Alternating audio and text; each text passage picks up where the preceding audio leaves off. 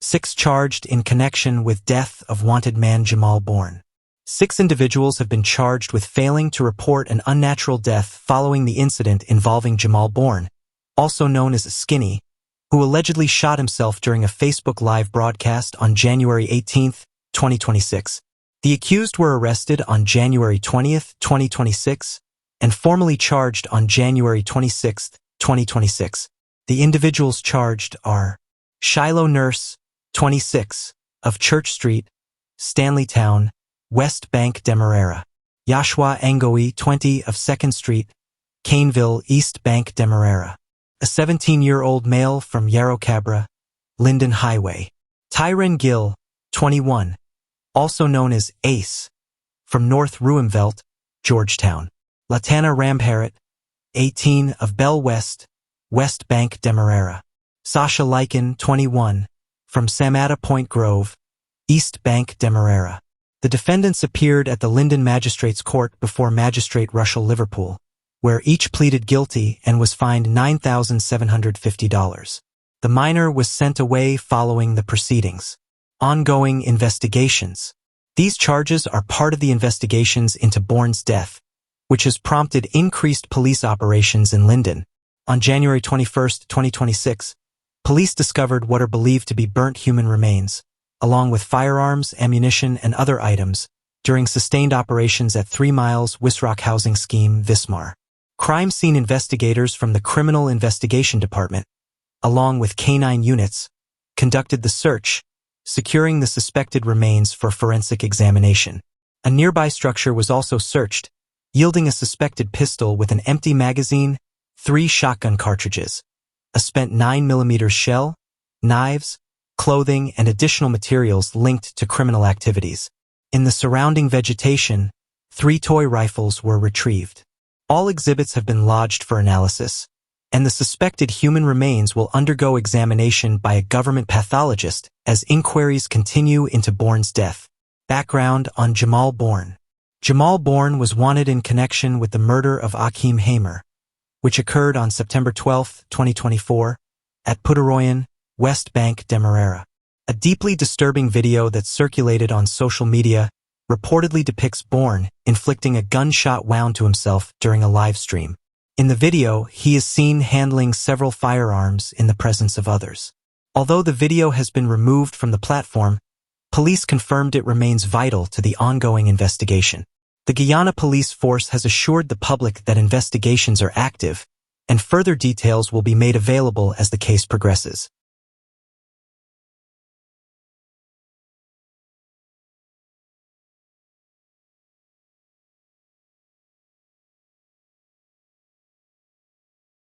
Azruddin Mohammed elected as Guyana's new leader of the opposition. Azruddin Mohammed of We Invest in Nationhood, WIN, was declared Guyana's new leader of the opposition on Monday following an election held among opposition members of parliament at the parliament buildings. The election, convened by Speaker of the National Assembly Mansour Nadir, took place ahead of the presentation of the 2026 national budget, formally establishing the leadership of the parliamentary opposition within the 13th Parliament. Amanza Waltendesir, the lone member of parliament from the Forward Guyana movement, cast her vote alongside the 16 MPs from We Invest in Nationhood. However, the process was disrupted when 12 MPs from the Alliance for Change and the People's National Congress, APNU+, exited the meeting after the nomination was made. The election was conducted by a show of hands within the parliamentary chambers. It is important to note that members of the media have historically been barred from witnessing the meetings held to elect the leader of the opposition, and on Monday, they were again denied access to the parliament buildings and its compound. Outside, supporters gathered and erupted in cheers when Mohammed arrived, celebrating his new position once again as he exited following the conclusion of the election. Amid this political development, Azruddin Mohammed and his father, Nazar Mohammed, are currently facing extradition proceedings in the United States on multiple charges, including money laundering, wire and mail fraud, bribery, and tax evasion. The implications of these charges raise questions about the future impact on his role in opposition leadership.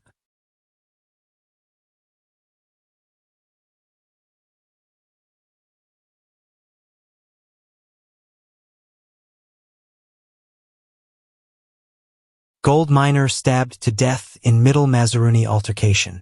A tragic incident occurred last Friday when Emmanuel Williams, a 38-year-old gold miner known as Chinese, was fatally stabbed during an altercation at a bar in 14-mile Asano Landing, Middle Mazaruni. The confrontation took place around 11:30 p.m., according to a statement from police headquarters. Investigations revealed that Williams was involved in a dispute with another man at the bar when he was stabbed in the chest. Williams was promptly transported to the Bartica Regional Hospital, where he was pronounced dead upon arrival. A post-mortem examination later confirmed that he died from perforation of the lung and heart resulting from the chest wound. His body has since been returned to his relatives for burial. Police are actively working to locate the suspect involved in the incident as their investigation continues. Further updates are anticipated as the case develops.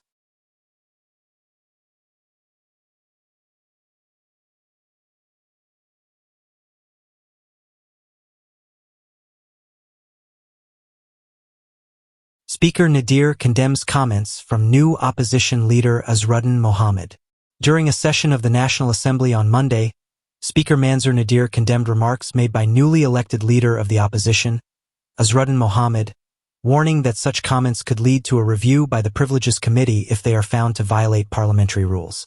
At the start of the session, Nadir congratulated all members elected to the 13th Parliament, including government ministers and Mohammed, while underscoring the immense responsibility associated with their roles. He emphasized the importance of being well-versed in three critical documents: the Constitution, the Standing Orders of the National Assembly, and the Handbook for Members of Parliament, which govern conduct, debate, and accountability within the House. Referencing Article 50 of the Constitution, Nadir reiterated that Guyana's key democratic institutions, Parliament, the President, and the Cabinet, must be respected as a matter of principle. He described remarks made by Mohammed as vile comments and emphasized that any criticism of the Speaker should be addressed through appropriate parliamentary channels. Anyone wishing to criticize the Speaker is free to do so by way of a substantive motion brought before this House, Nadir stated, adding that while he has developed a thick skin over his 45 years in public service, he is prepared to take action if such criticism oversteps acceptable boundaries. The Speaker indicated that Mohammed's comments will be reviewed, potentially forming the basis for a referral to the Privileges Committee, which investigates breaches of parliamentary privilege and other misconduct. Nadir also provided details on the process by which the leader of the opposition was elected earlier that day, noting that Amanza Waltendesser, representing the Forward Guyana movement, voted in support of Mohammed alongside the 16 members from We Invest in Nationhood, WIN. Notably, 12 members from the APNU plus AFC coalition departed the meeting after the nomination was made. Following the election, Nadir confirmed that he has communicated the outcome to President Dr. Irfan Ali in writing, completing the necessary constitutional and procedural steps for recognizing the leader of the opposition. He concluded his address by stressing that while vigorous debate is integral to parliamentary democracy, it must be rooted in respect for rules, speaker authority, and state institutions.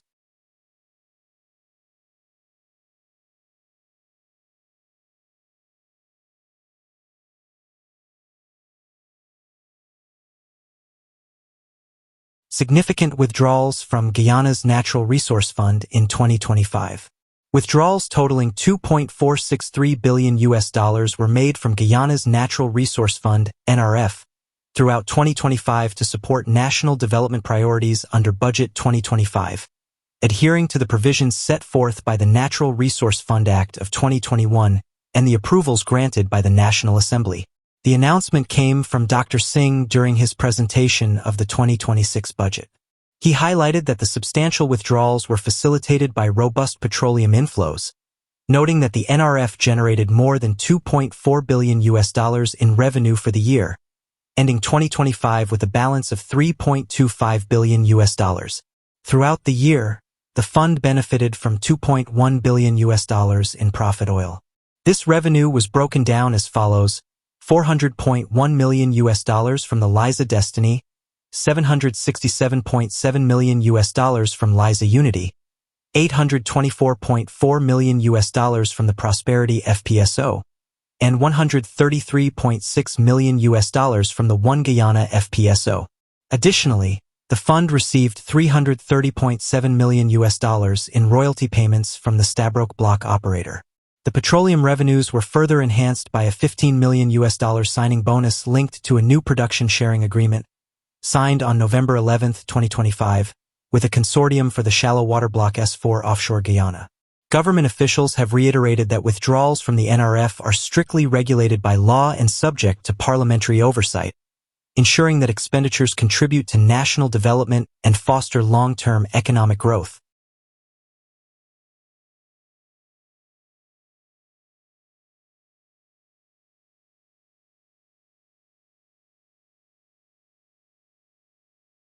Essequibo man charged with possession of narcotics for trafficking. Ramesh Gangu, a 45-year-old laborer from Anna Regina housing scheme, has been arrested and charged with possession of narcotics for the purpose of trafficking in violation of Section 5(1)(a)(I) of the Narcotic Drugs and Psychotropic Substances Control Act, Chapter 1010. Gangu was arrested on January 21, 2026, on Anna Regina Old Market Road, where he was found with 2.2 grams of suspected cocaine. He appeared in the Anna Regina Magistrates Court on January 22, 2026, before Magistrate Tariq Mohammed. Gangu pleaded guilty to the charge and was sentenced to 1 year in prison, along with a fine of $30,000.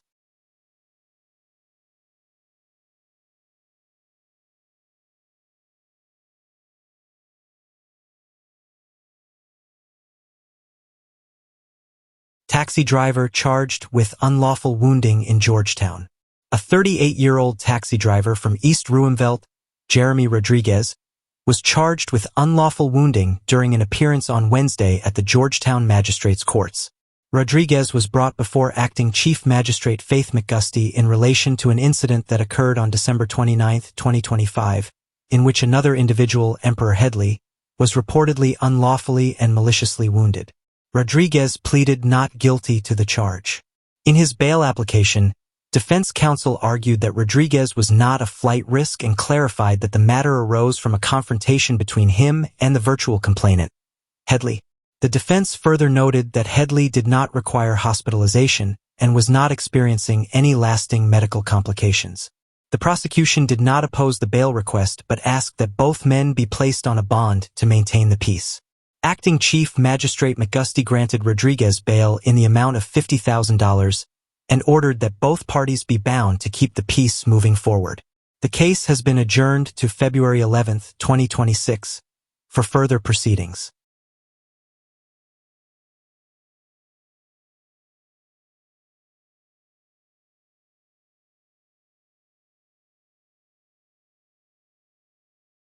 Armed robbery suspects sentenced in Essequibo Coast incident.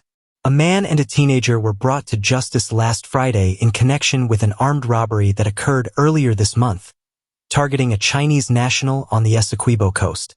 The suspects appeared at the Anna Regina Magistrates Court, where one was remanded and the other received a sentence.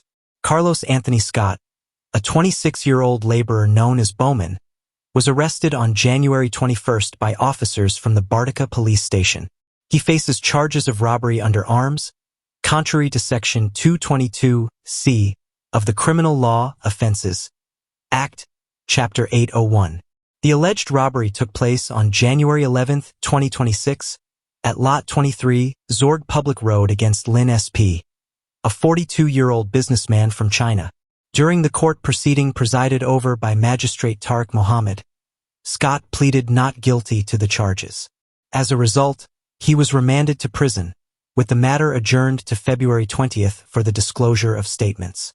In a related case, a 17-year-old laborer from Lot 438 Onderneming Sandpit, also arrested on January 21st, faced the same robbery under arms charge related to the incident. Appearing before the same magistrate, the teenager pleaded guilty and was subsequently sentenced to 2 years and 3 months in prison. Police investigations into the matter have concluded, and authorities are continuing to work on ensuring justice for the victims of such crimes.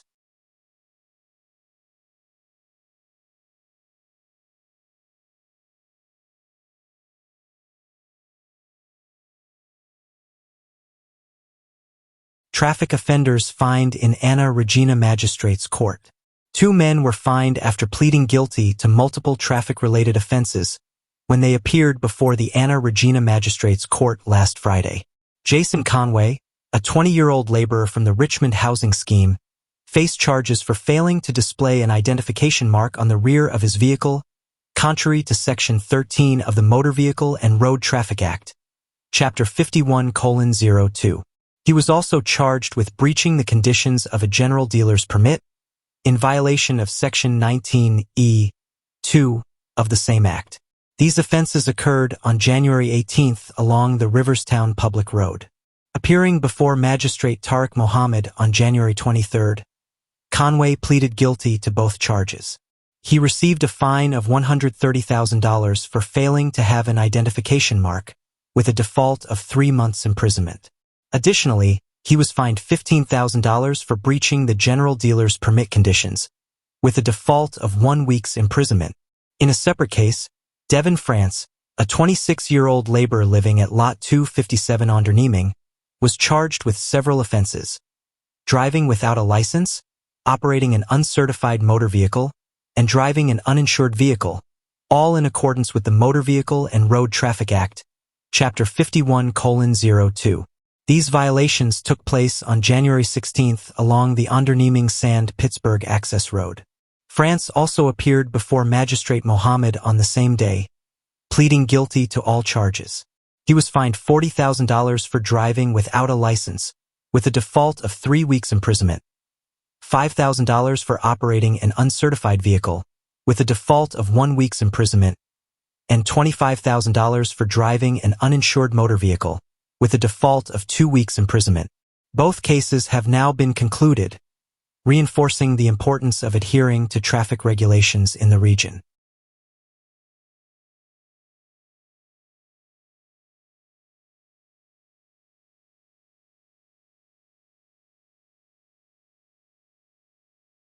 Police investigate fatal traffic accident on Diamond New Interlink Road.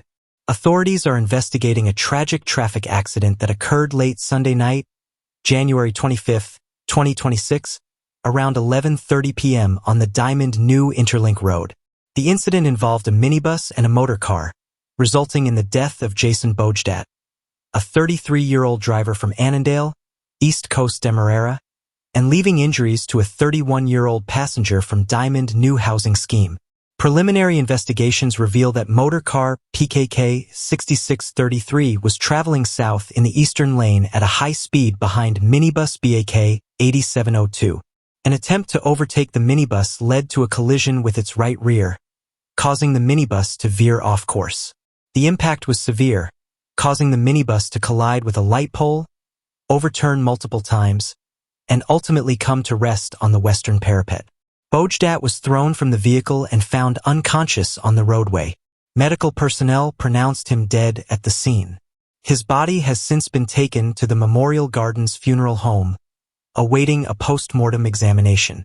The injured passenger and the driver of the motor car were transported to the Diamond Regional Hospital for treatment and have since been discharged.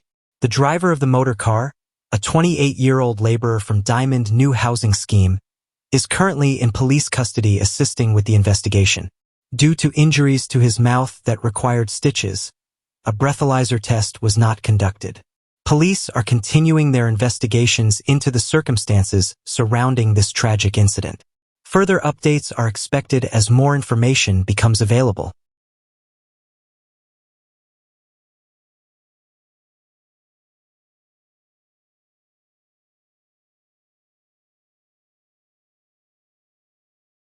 Opposition leader criticizes government budget in Facebook address.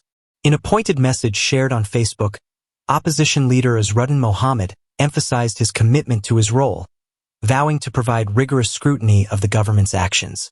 Reflecting on his 6-hour and 37-minute session in Parliament, he expressed concern over the government's proposed $1.558 trillion budget, which he claims offers little for the average citizen.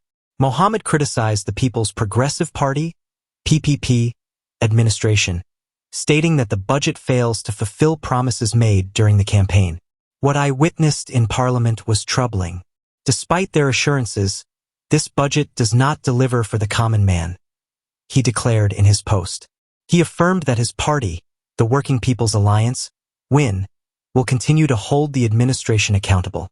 Over the coming days during our budget presentations, we will expose the gaps, inconsistencies, and misplaced priorities within this budget, he wrote, asserting that it primarily benefits those connected to the PPP rather than the broader population. Highlighting the critical socio-economic situation in Guyana, Mohammed lamented the government's lack of prioritization for its citizens, as 58% of the population lives in poverty and faces rising living costs. It's sad that the government has chosen not to prioritize the people at such a critical time, he said. He called for collective action, urging citizens to make their voices heard in the upcoming elections. Change will only come when we, together, decide that enough is enough. Your voice matters, and every single vote counts, Mohammed emphasized. He concluded, "This budget is not for you. This is another one for them." The opposition leader's statements underscore the ongoing tensions between the government and opposition parties as they navigate the challenging economic landscape in Guyana.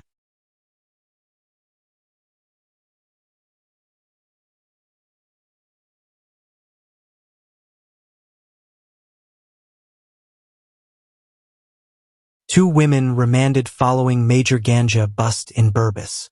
Two women have been remanded to prison after police discovered over 300 pounds of ganja during a stop-and-search operation last weekend.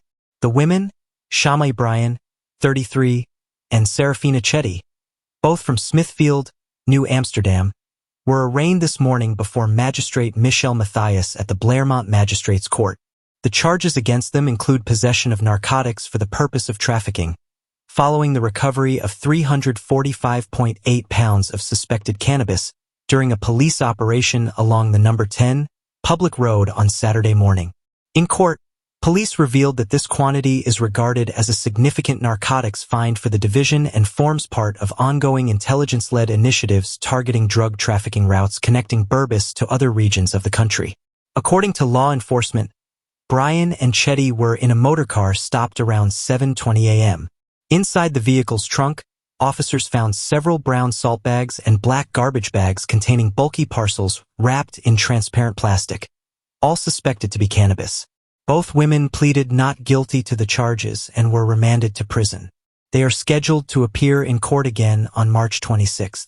During the proceedings, Bryan stated that she operates a grocery business in Smithfield, while Chetty identified herself as a housewife. However, Police Prosecutor Sergeant Garfield Edwards informed the court that Chetty is a former member of the Guyana Prison Service and is currently facing a similar narcotics charge.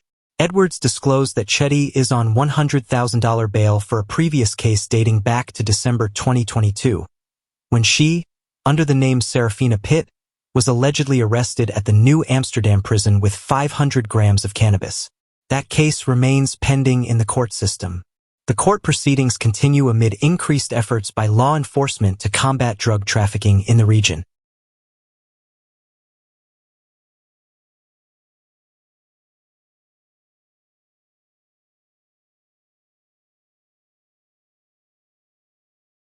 Suspected murderer arrested in Linden. Police have arrested Travis Brewster, also known as Turpin, a miner from Victory Valley, Vismar, Linden, who was wanted in connection with two separate murder investigations. According to a statement from police headquarters, Brewster was apprehended on Monday at approximately 3:35 p.m. in the area of 14 Mile, Isano Landing, following the issuance of a wanted bulletin for his arrest. Brewster is implicated in the murder of Ron Clark, which took place in Linden on July 17, 2025. He is also a suspect in the murder of Emmanuel Williams, known as Chiney, a gold miner from 5 Miles scheme in Bartica, which occurred on January 23, 2026. He is currently in police custody while investigations into both murders continue. Authorities are expected to provide further updates as the case develops.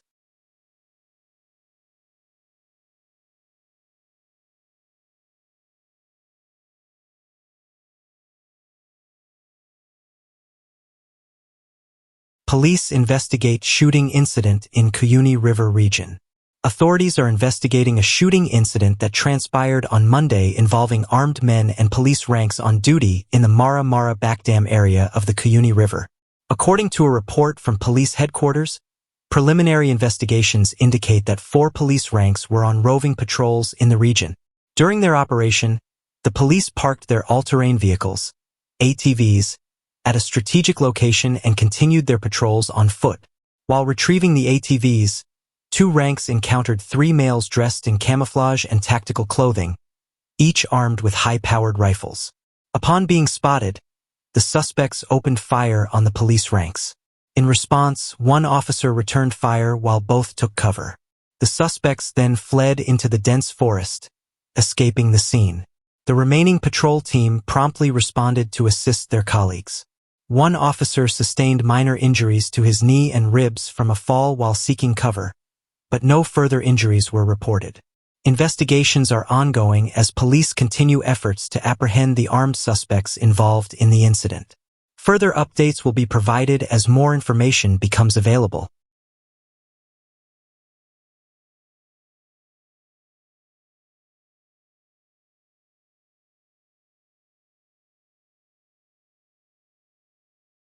Fisherman dies following gas cylinder explosion in Guyana. A young fisherman, Gangaram Iyersamy, 25, tragically lost his life 6 days after a gas cylinder exploded while he was cooking aboard a vessel. Hailing from 75 Free Yard, Port Morant, Burbis, Gangaram's mother, Kulkumari, shared details of the incident that has left their family heartbroken. Kulkumari recounted that her son had been working in French Guyana and returned home in November to attend his sister's wedding. Following a brief Christmas holiday spent with his family, he returned to Guyana on January 20, 2026, to sort out some paperwork. It was during this time that he ignited a gas stove aboard the fishing boat, leading to the explosion. According to reports, Gangaram leaped into the river in an attempt to extinguish the flames but sustained severe burns to his face, chest, and feet. He was rushed to a local hospital by ambulance for urgent medical attention. Since the explosion, he had been on oxygen support.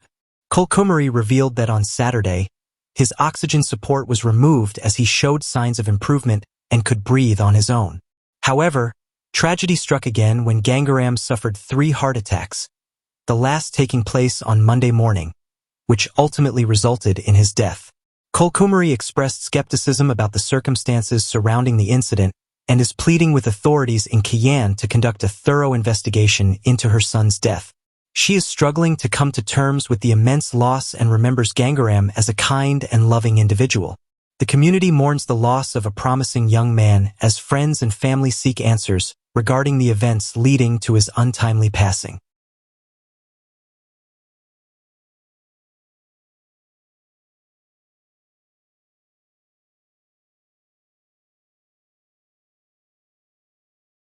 Supermarket cashier granted bail after alleged shooting incident. A 26-year-old supermarket cashier, Cheyenne Freeman, from Brutus Street, Agricola, appeared before acting Chief Magistrate Faith McGusty at the Georgetown Magistrates Courts on Friday. Freeman was granted bail in the sum of $250,000 after pleading not guilty to charges related to a shooting incident involving a 16-year-old boy. The charge alleges that on May 18, 2025, Freeman discharged a loaded firearm with the intent to cause actual bodily harm to D'Angelo Nick. The prosecution objected to bail, citing concerns for the safety of the virtual complainant and key witnesses, including the teen's mother, who reportedly was shot at during the incident. During the hearing, Magistrate McGusty inquired if Freeman had made threats, interfered with witnesses, or committed any acts of violence while on previous bail.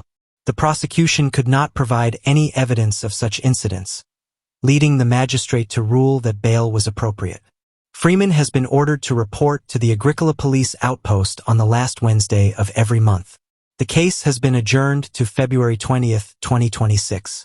Family members of the injured teenager reported that on the night of the incident, D'Angelo was asleep in his home when several rounds were fired through his bedroom window, striking him in the leg. Shots were also reportedly fired at another family member's residence. The teen's mother claimed she witnessed the shooting and identified Freeman as the alleged shooter. It was further alleged that she was also targeted by Freeman but managed to escape. Family members expressed concern over the escalating violence in the area, highlighting this incident as part of a troubling pattern in the community. Freeman, according to her attorney, has no prior convictions. However, reports indicate that in 2017, she was remanded to prison for allegedly harboring Marlon Jeffrey, who was wanted by police for various offenses, including escaping lawful custody. The community remains on edge as the investigation into this latest incident continues.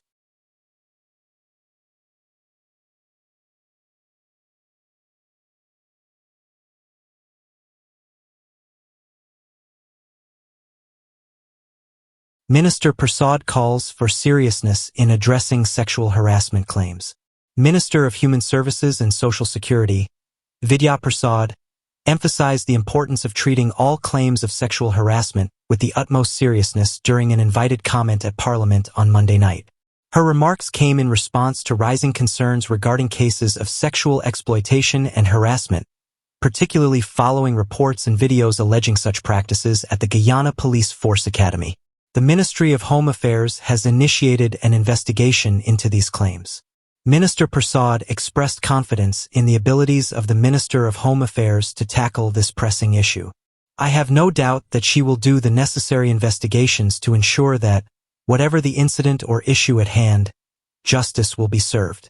Those responsible for any cases or instances of sexual misconduct will be held accountable, Prasad stated in an interview with Big Smith News Watch. The minister highlighted the government's commitment to addressing sexual offenses, noting the development of a draft sexual harassment bill as a clear indication of their intentions. There is seriousness in our intention as a government to deal with all of these cases, and we treat each case with the seriousness that it deserves, she added. As investigations proceed, the government reiterates its commitment to ensuring accountability and justice in matters of sexual misconduct. The public and relevant stakeholders await further updates on the situation at the police academy.